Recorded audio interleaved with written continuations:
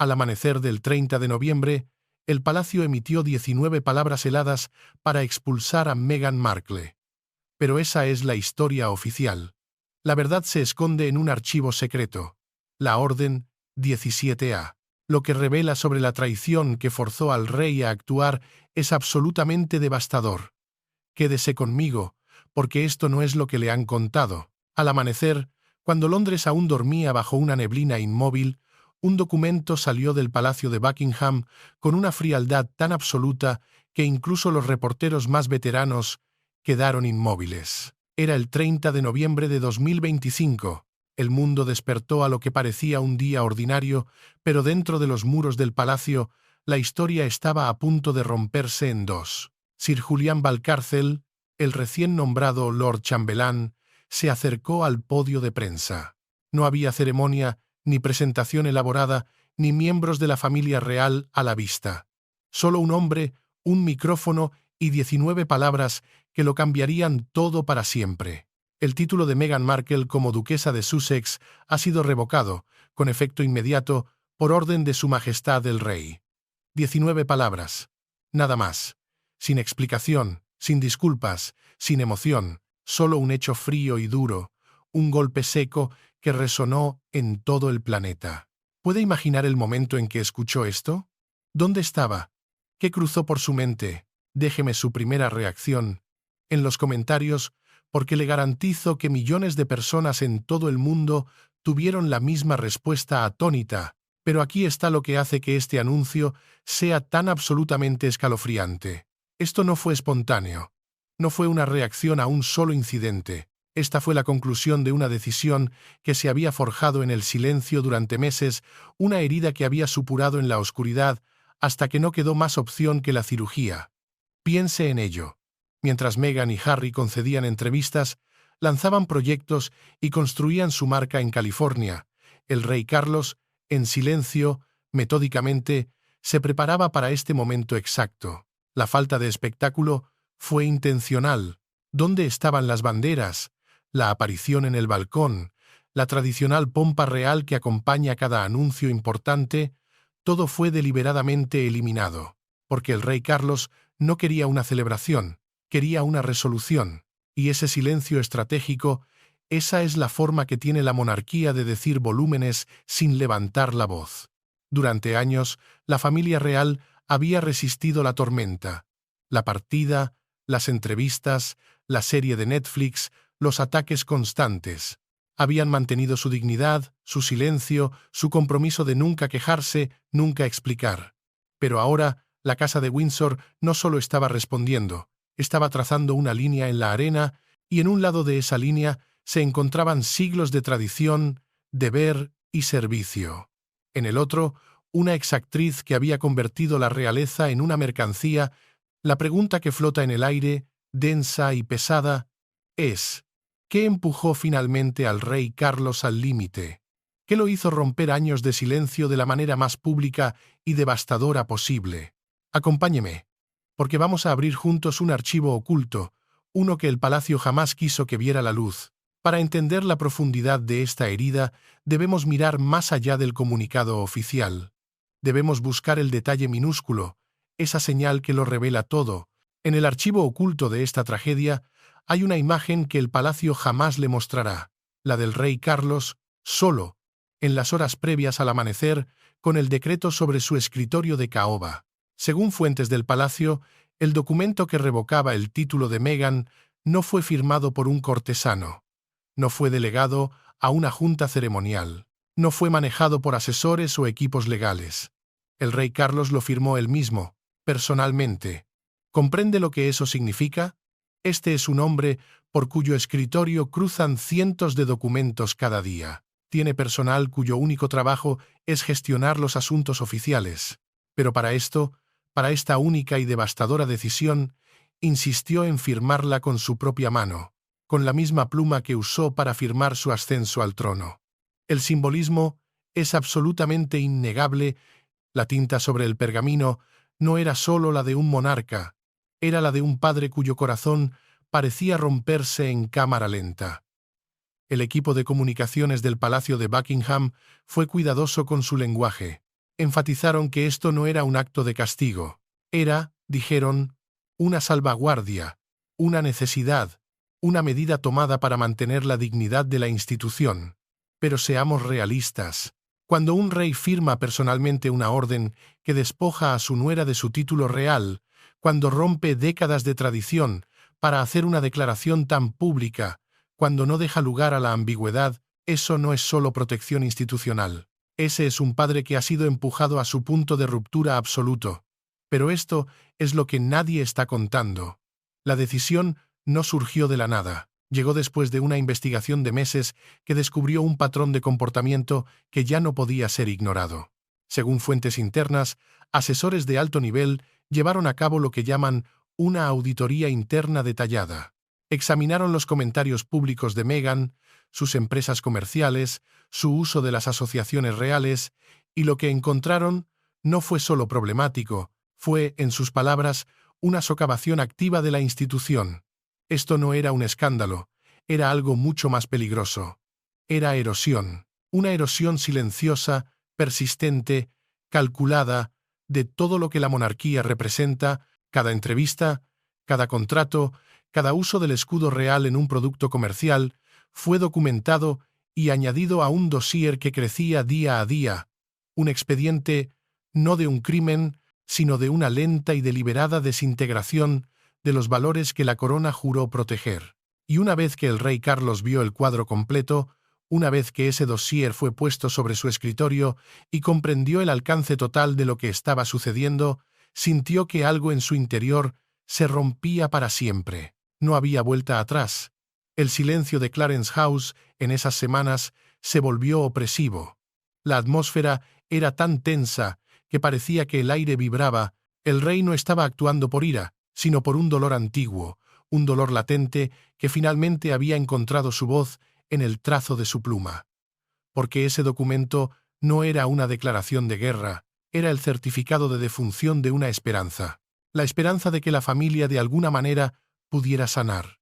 Ahora, permítame contarle algo que parece sacado de una novela de espías, porque mientras el mundo veía la serie de Netflix de Meghan y leía sobre sus últimos proyectos, algo más estaba sucediendo detrás de los muros del palacio. Algo con un nombre en clave: Orden 17A. No estoy inventando esto. En las profundidades del palacio de St. James, en una habitación cerrada con llave que la mayoría del personal del palacio nunca verá, se estaba desarrollando una operación legal encubierta, y en el centro de todo, un documento diferente a cualquier otro elaborado en la historia real. La Orden 17A no nació de la venganza. No fue redactada apresuradamente con ira, fue una maniobra calculada, arraigada en la previsión constitucional y en una necesidad desesperada de preservar la autoridad de la monarquía en la era moderna. Durante más de un año, asesores de alto nivel habían estado recopilando pruebas. Cada vez que Meghan usaba el título de Sussex en contratos de entretenimiento, cada solicitud de mercancía, cada plataforma digital, cada entrevista donde aprovechaba su conexión real, lo documentaban todo, y la imagen que ensamblaron, según las fuentes, era absolutamente condenatoria. La realeza no estaba siendo honrada, estaba siendo mercantilizada. Entra en escena Lady Beatriz de Montforte, una mente legal formidable conocida como la archivista de la corona. Fue convocada para diseñar el marco que se convertiría en la Orden 17A. Su enfoque, frío, clínico, desprovisto de todo sentimentalismo, no veía personalidades, veía precedentes. Trabajando junto a la princesa Ana, quien había estado advirtiendo sobre esto durante años, formaron un comité clandestino que redefiniría los límites de la legitimidad real. Puede imaginar esas reuniones, las sesiones de estrategia nocturnas, el peso de saber que estaban creando algo que podría cambiar fundamentalmente cómo opera la monarquía. La Orden 17A incluía provisiones revolucionarias, nuevos protocolos para revisar títulos cada 5 años, restricciones sobre el uso comercial de asociaciones reales y una cláusula de soberanía digital que prohibía a los exmiembros de la realeza usar términos derivados de la realeza en espacios monetizados sin aprobación formal. Piense en lo que eso significa. Esto no se trataba solo de Meghan, se trataba de crear un cortafuegos de hierro para proteger a la corona de cualquiera que intentara usar un título real como arma para beneficio personal. Y luego llegó el detonante que lo aceleró todo. Una propuesta confidencial para una nueva docuserie titulada Detrás de la corona, que supuestamente incluía recreaciones guionizadas de la vida real con versiones dramatizadas de miembros vivos de la familia. Esa propuesta nunca llegó al palacio a través de canales formales. Les llegó a través de filtraciones de investigación, y fue la gota que colmó el vaso. Era dinamita constitucional. En los pasillos del palacio, un grupo de asesores caminaba con pasos apresurados, murmurando entre ellos como si temieran que las paredes pudiesen oír. Algo había cambiado, algo que nadie se atrevía a nombrar todavía. La historia que habían intentado enterrar comenzaba a resucitar. La Orden 17A ya no era una precaución, era una necesidad inminente. En medio de esta operación clandestina, mientras los abogados y los consejeros de la corona trabajaban en la fría arquitectura de la Orden 17A, una figura permanecía en un segundo plano, observando con una calma que desmentía la tormenta que se gestaba. Catherine, la princesa de Gales. El borrador final de la orden se completó en septiembre de 2025, solo 2 meses antes del anuncio público. Pero hay un detalle que le muestra cuán serio era esto. Aunque no era una firmante formal, Catherine influyó en el lenguaje final.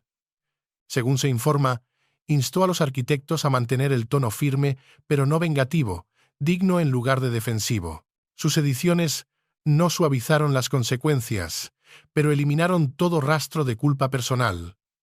Debía ser justicia quirúrgica, no venganza emocional.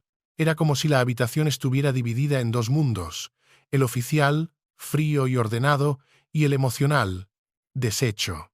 Catherine entendía que la monarquía no sobrevive a la duda pública, y una acción que pareciera motivada por el rencor personal solo alimentaría la narrativa de sus detractores. Ella buscaba proteger la institución, no ganar una batalla familiar. Su intervención fue una presión suave, educada, envolvente, que parecía decir, es mejor no mover esas aguas con demasiada violencia. Ella sabía que la corona debía parecer fuerte, no herida. Este detalle es crucial porque revela la dinámica interna de poder y la creciente influencia de la futura reina consorte. No necesitaba un asiento en el comité clandestino para hacer oír su voz. Su serenidad impecable y su mirada controlada se habían convertido en un activo invaluable para una monarquía en crisis. Mientras otros sentían la rabia hervir por dentro, ella mantenía una perspectiva a largo plazo. Sabía que la historia juzgaría no solo la decisión, sino también la manera en que se tomó. El documento final reflejaba su toque. Era implacable en su lógica legal, pero desprovisto de la pasión que podría haberlo convertido en un arma para el otro bando. Era un movimiento de ajedrez magistral, una demostración de que la nueva generación de la realeza entendía que en el siglo XXI la percepción es tan poderosa como el precedente. La orden estaba lista, afilada y precisa, esperando el momento inevitable en que tendría que ser utilizada, y ese momento estaba mucho más cerca de lo que nadie imaginaba. Pero lo que hace que esta historia sea aún más desgarradora es que la reina Isabel lo vio venir. Mucho antes de que Carlos empuñara su pluma, mucho antes de que se concibiera la Orden 17A, la difunta reina Isabel ya había sentido la tormenta en el horizonte. En una de sus últimas notas manuscritas a su hijo, escribió algo que ahora se siente escalofriantemente profético. Ten cuidado con el legado que se cambia por espectáculo. Deje que eso cale hondo por un momento. La reina, que había navegado décadas de agitación real, que había sido testigo de abdicaciones, divorcios y escándalos, sintió que esta situación era diferente. Fuentes cercanas a la difunta reina dicen que no se hacía ilusiones sobre el mundo en el que Harry había entrado con Meghan a su lado. Había visto matrimonios reales bajo presión antes, pero esto se sentía fundamentalmente distinto. Meghan no solo se resistía a la tradición, la estaba reformulando, reescribiendo y vendiendo esa reescritura al mundo. En los meses posteriores a la partida inicial de Meghan y Harry, en 2020, la reina Isabel comenzó a escribirse con más frecuencia con Carlos a través de notas manuscritas entregadas por ayudantes de confianza. No eran órdenes, eran reflexiones, advertencias envueltas en guía maternal.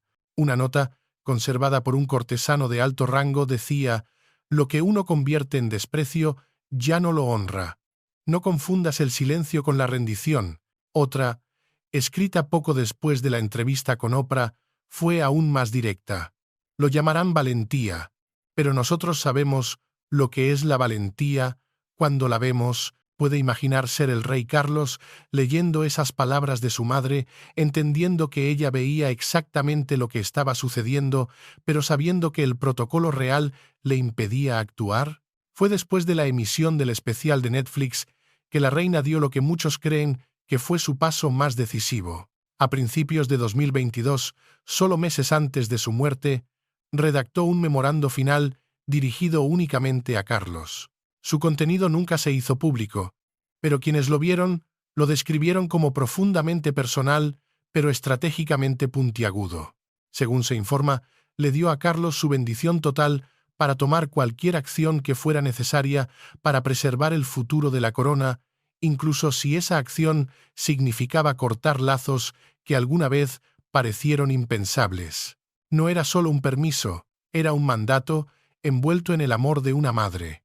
Según una de sus damas de compañía de toda la vida, Isabel vio partes del metraje de Netflix sola. Después, murmuró algo que perseguiría a Carlos durante años. Burlarse del tejido de la tradición no es valiente, es ignorante. Ese momento se quedó con Carlos. No fue ira lo que vio en su madre, fue dolor, y ese dolor comenzó a dar forma al suyo. La reina Isabel nunca ordenó una acción. Creía que el peso de la monarquía requería paciencia, no pánico. Su guía para Carlos fue simple pero clara: actúa cuando sea el momento, no cuando haga ruido. Y cuando falleció más tarde ese año, esas palabras perduraron. Se convirtieron en la brújula de Carlos, su prueba de que no estaba simplemente reaccionando, estaba cumpliendo un legado. La historia que habían intentado enterrar comenzaba a resucitar a través de su tinta. Ahora, hablemos de lo que realmente empujó esta situación más allá del punto de no retorno: la serie de Netflix. Cuando ese documental se emitió, el palacio inicialmente intentó mantener su digno silencio, pero a puerta cerrada, según los informantes, se describió como nada menos que una guerra emocional en 4K. Desde el momento en que se estrenó la serie, quedó claro que no era un documental que buscaba la comprensión, era un desmantelamiento. La monarquía no solo fue cuestionada, fue enmarcada, diseccionada y criticada en un escenario global sin precedentes. Y luego llegó el momento, el que, según las fuentes, golpeó a la reina Isabel más fuerte que cualquier escándalo político. Meghan demostrando teatralmente la reverencia que le hizo a la reina y luego estallando en carcajadas. Piense en eso, un gesto sagrado, uno que representa siglos de tradición y respeto, convertido en un chiste para millones de espectadores en todo el mundo. El aire en Balmoral se congeló. Quienes estaban con la reina en ese momento dicen que no hubo un estallido de ira, sino algo mucho peor. Un silencio que pesaba más que el propio acero, una profunda y palpable tristeza. Pero lo que más perturbó al rey Carlos no fue solo la falta de respeto, fue la estrategia. Un espectáculo de 6 partes con arcos argumentales cuidadosamente cronometrados, edición emocionalmente potente y acusaciones en forma de cliffhanger diseñadas para provocar indignación, no entendimiento. La familia real había resistido documentales antes, pero nunca uno como este. Nunca uno producido por su propia sangre. Lo que lo empeoró aún más fue que la serie supuestamente usó emblemas reales y material de archivo familiar privado sin aprobación directa. El escudo de los Sussex aparecía por todas partes. Interiores reales, compromisos privados, referencias a protocolos confidenciales, todo reutilizado para un efecto dramático. Cada fotograma se sentía como si hubiera sido extraído del palacio, no concedido. Y mientras los abogados debatían si estos usos violaban los acuerdos, el rey Carlos vio algo más condenatorio. una violación de la confianza. El sentimiento dentro del Palacio de Buckingham era simple y mucho más personal. Lo llamaron traición, vestida en píxeles.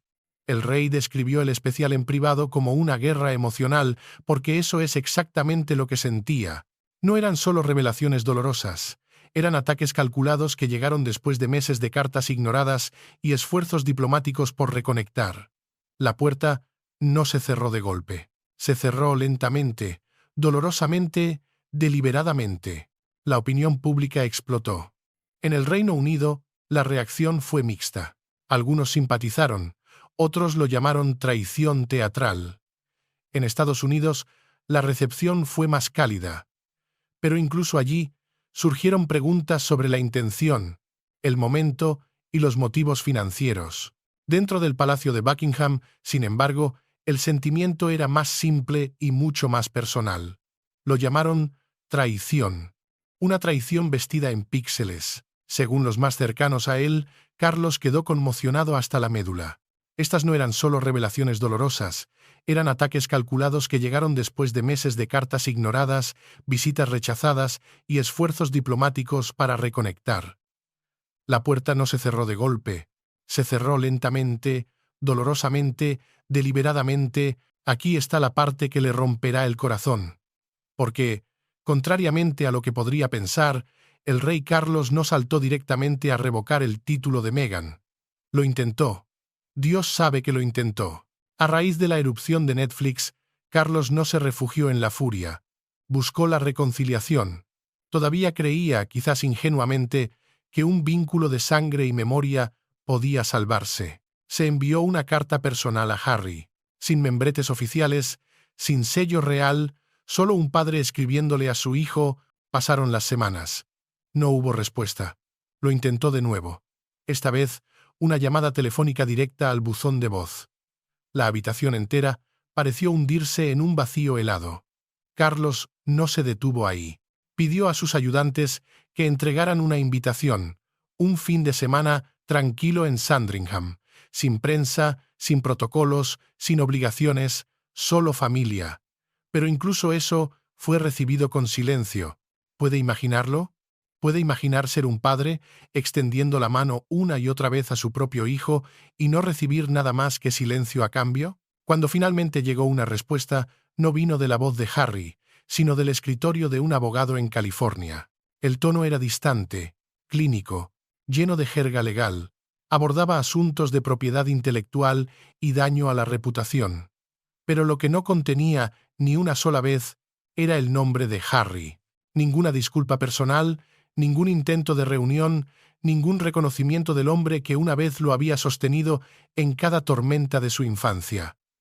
Y en esa ausencia, Carlos sintió algo más profundo que la ira, sintió la última chispa de esperanza morir dentro del palacio.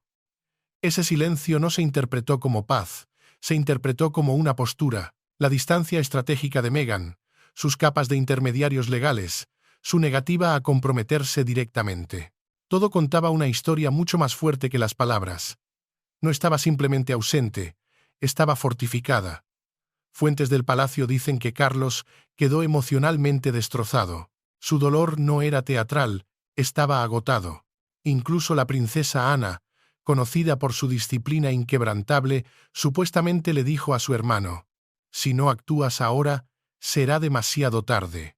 El príncipe Eduardo se hizo eco del sentimiento, advirtiendo que lo que una vez fue una crisis de imagen se había convertido en una crisis de precedente. Cuanto más tiempo permitiera la monarquía ser manipulada desde el extranjero, más entregaría su autoridad, su dignidad y su futuro. Y entonces llegó la gota que colmó el vaso. Un aviso formal de los abogados de Meghan que describía presuntos daños financieros debido a los cambios anticipados en el uso del título. Escuche eso de nuevo. El equipo de Meghan le envió al rey de Inglaterra una factura por la posible pérdida de valor de la marca. No fue el contenido de la carta lo que impactó a Carlos, fue lo que simbolizaba. No había mención de Harry ni apelación a la comprensión, solo la fría aritmética del valor de la marca. La monarquía había extendido su mano. Lo que recibió a cambio fue una factura, y fue entonces cuando Carlos se dio cuenta de que no estaba tratando con una nuera, estaba tratando con una marca. Hablemos de lo que realmente estaba sucediendo mientras el palacio intentaba reconciliarse, porque mientras Meghan y Harry hablaban públicamente de privacidad y sanación, entre bastidores en Los Ángeles, algo muy diferente estaba tomando forma. Se estaba construyendo una máquina. Las solicitudes de marca para Sussex Global Holdings LLC aparecieron ya en enero de 2021. Las intenciones enumeraban empresas en publicación, medios, moda, plataformas digitales y bienestar. Esto no era un retiro tranquilo de la vida pública, era una migración de marca. Para los ayudantes reales que seguían las consecuencias, comenzaron a surgir patrones perturbadores. Las quejas públicas de Meghan no eran liberaciones emocionales espontáneas, estaban sincronizadas. Piense en la cronología, la explosiva entrevista con Oprah, el lanzamiento de un libro infantil, el ensayo sobre el aborto espontáneo, el anuncio de un teaser de Spotify, la docuserie de Netflix, la gira de conferencias internacionales. Una tras otra, las revelaciones personales eran seguidas inmediatamente por lanzamientos de productos o apariciones en prensa. Creaba la impresión de que el dolor se había convertido en moneda, y la monarquía era el motor de marketing. En el corazón de este patrón estaba la marca Sussex, un nombre impregnado de origen real, ahora reutilizado para empresas corporativas.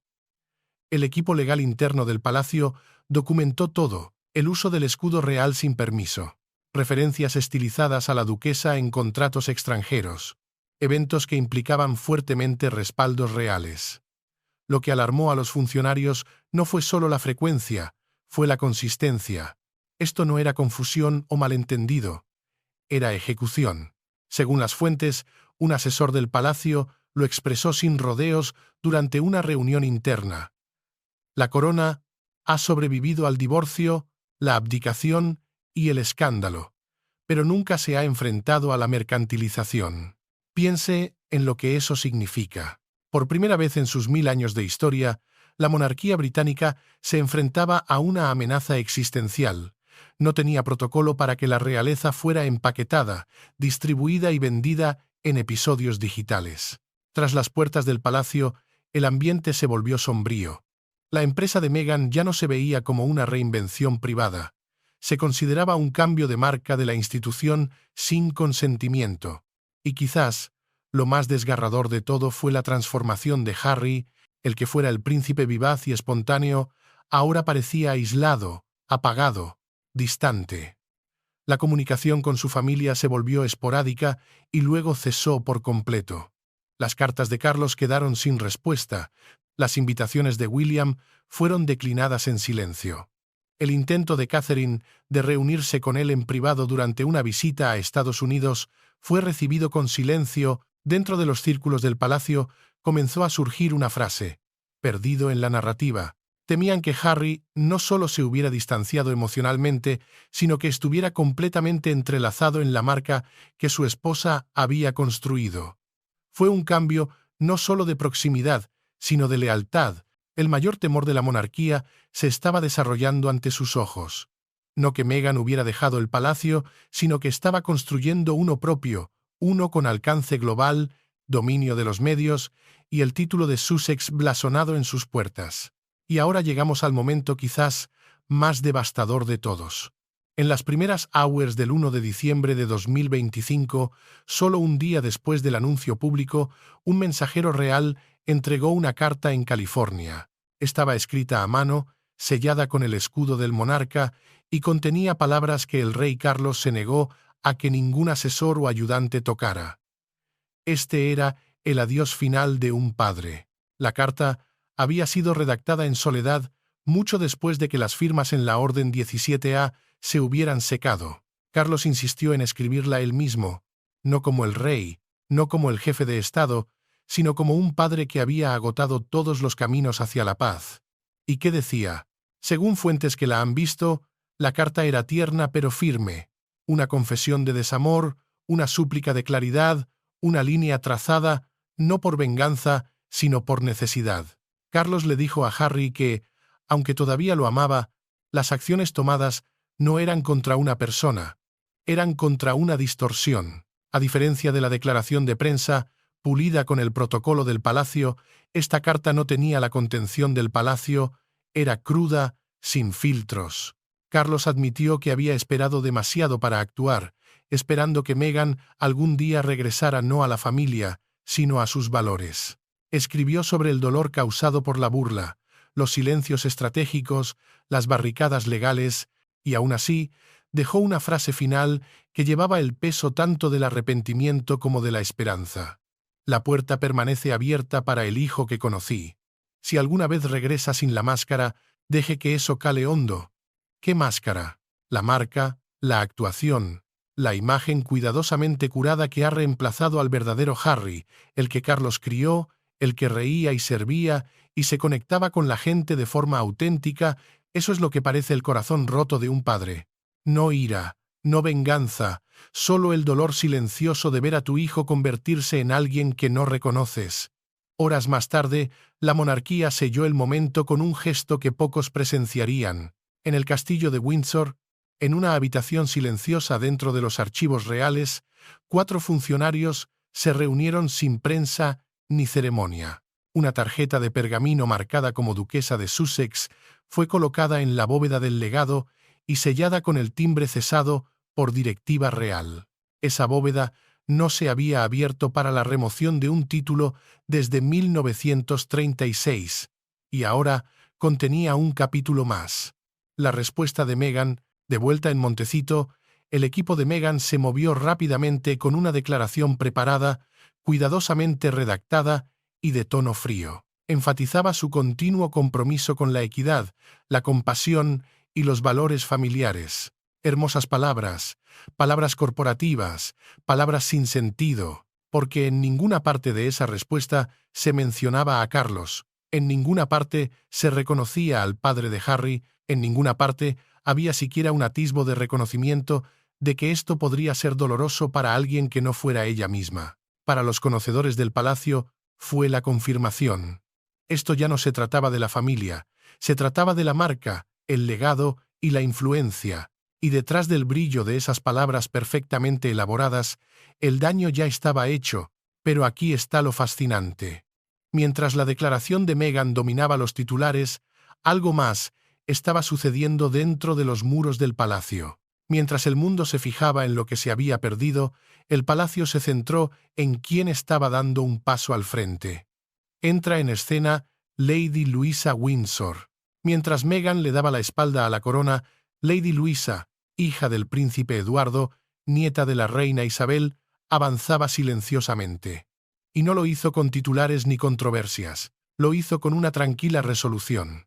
A finales de 2025, se la vio acompañando a la princesa Ana en compromisos por Yorkshire y Lincolnshire, absorbiendo los deberes reales no con derecho, sino con reverencia. Para el público, se sintió como el regreso de algo perdido, la humildad. La princesa Ana había seleccionado personalmente a Luisa como parte de una estrategia a largo plazo. Sabía que para que la monarquía sobreviviera en la era digital, necesitaba ofrecer más que tradición, necesitaba continuidad, autenticidad y lealtad más allá del señuelo de la influencia. Se iniciaron discusiones en el Consejo Asesor Real sobre la restauración de un título prometido, pero nunca concedido por completo, el de Duquesa de Edimburgo. Otorgárselo a Luisa enviaría una señal clara. El futuro de la monarquía no sería moldeado por la celebridad, sino por el deber. Y la reacción pública fue rápida y sorprendente. Las encuestas indicaron un aumento en la aprobación de Lady Luisa, y muchos la llamaron la realeza que desearíamos haber conocido antes. Donde Meghan ofrecía espectáculo, Luisa ofrecía silencio. Donde una marcaba la corona, la otra la preservaba. Y en ese contraste, la monarquía comenzó a reclamar su narrativa. Catherine, princesa de Gales, permaneció en silencio después del anuncio, pero fue vista usando el broche del príncipe de Gales durante un evento de caridad infantil. Al día siguiente, un símbolo silencioso de resiliencia. William, cuando se le preguntó en privado, respondió con palabras que cortaban profundamente. No se trata de a quién amamos, se trata de lo que protegemos. Y la princesa Ana Regresó a sus deberes a la mañana siguiente. Sin comentarios, sin pausas, solo presencia. Así. Aquí estamos. La verdad finalmente ha salido a la luz. El rey Carlos no actuó por ira. No actuó por venganza. Actuó por necesidad. Después de años de intentar, después de meses de investigación, después de agotar todas las vías posibles de reconciliación, lo que reveló no fue solo sobre una mujer o un título, fue sobre trazar una línea entre servir a la institución y explotarla. La monarquía sobrevivió a esta crisis no a través de pronunciamientos dramáticos, sino a través de algo mucho más poderoso: la consistencia, la presencia, el deber. Y aunque Meghan pudo haber perdido su título, la verdadera pregunta es: ¿qué perdió realmente? ¿Y qué fue lo que nunca tuvo?